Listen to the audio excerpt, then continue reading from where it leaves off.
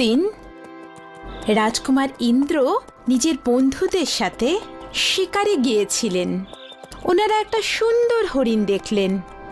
রাজকুমার ওর পিছু ধাওয়া করলেন, কিন্তু একটু পরে হরিণটা জঙ্গলে হারিয়ে গেল।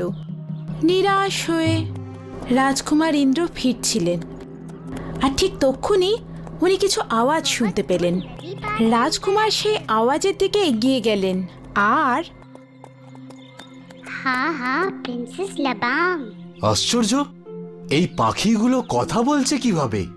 আমি এক্ষুনি রাজকুমারী লবঙ্গর রাজ্য থেকে ফিরলাম। তুমি কি রাজকুমারী লবঙ্গকে দেখেছো? শুনেছি ও পৃথিবীর সব থেকে সুন্দরী রাজকুমারী। হ্যাঁ, আমি কোনোদিন এত সুন্দরী মেয়ে আগে দেখিনি। সত্যি?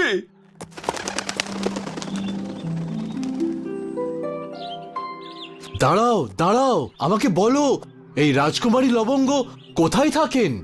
ততক্ষণে সব পাখিরা উড়ে চলে গেল আর রাজকুমার নিরাশ হয়ে গেলেন। রাজকুমার ইন্দ্র নিজের রাজমহলে ফিরে এলেন।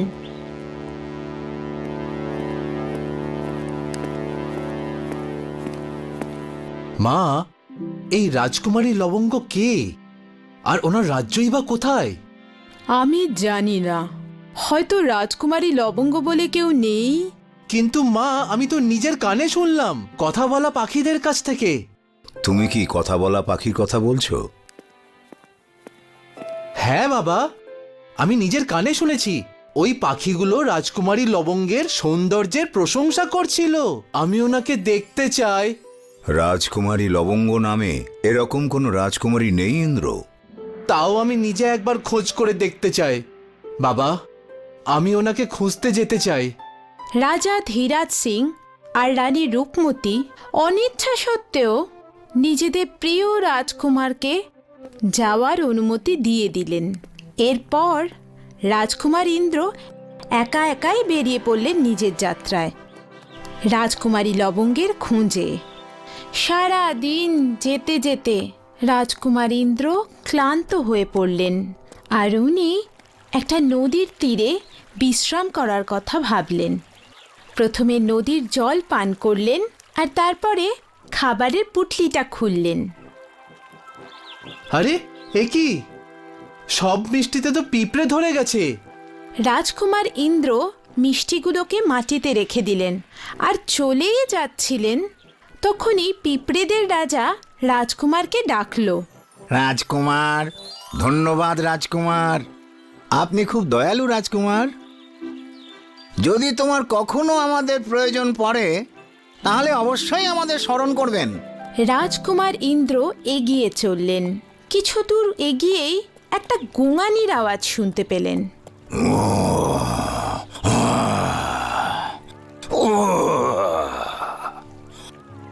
ওখানে একটা সিংহ যন্ত্রণায় কাতরাচ্ছিল।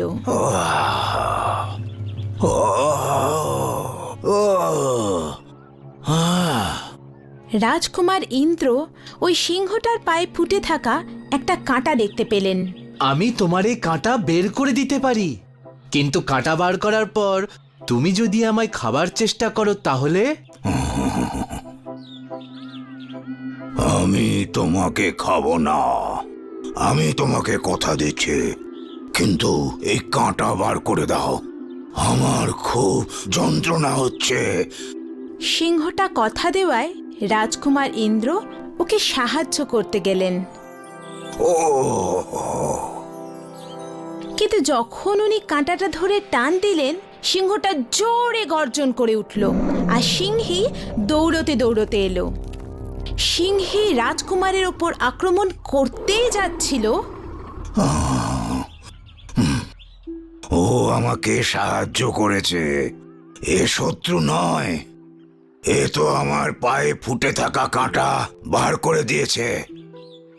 সিংহী শান্ত হলো আর ধন্যবাদ, তুমি খুবই সাহসী। যদি আমরা তোমার কোনোদিন উপকার করতে পারি তাহলে আমরা খুব খুশি হব। রাজকুমার ইন্দ্র নিজের যাত্রায় অগ্রসর হলেন। দিন রাত চলতেই থাকলেন। জঙ্গলে ওনার নজর একটা কুটিরের ওপর পড়ল। ওখানে রাজকুমার একজন ফকিরকে দেখতে পেলেন, যিনি অসুস্থ ছিলেন। জল জল এই নিন বাবা, জল খান। ধন্যবাদ বাবা। আমার কোনো উত্তরাধিকারী নেই, এখন আমার 3টি জাদু করার জিনিস তোমায় দিলাম।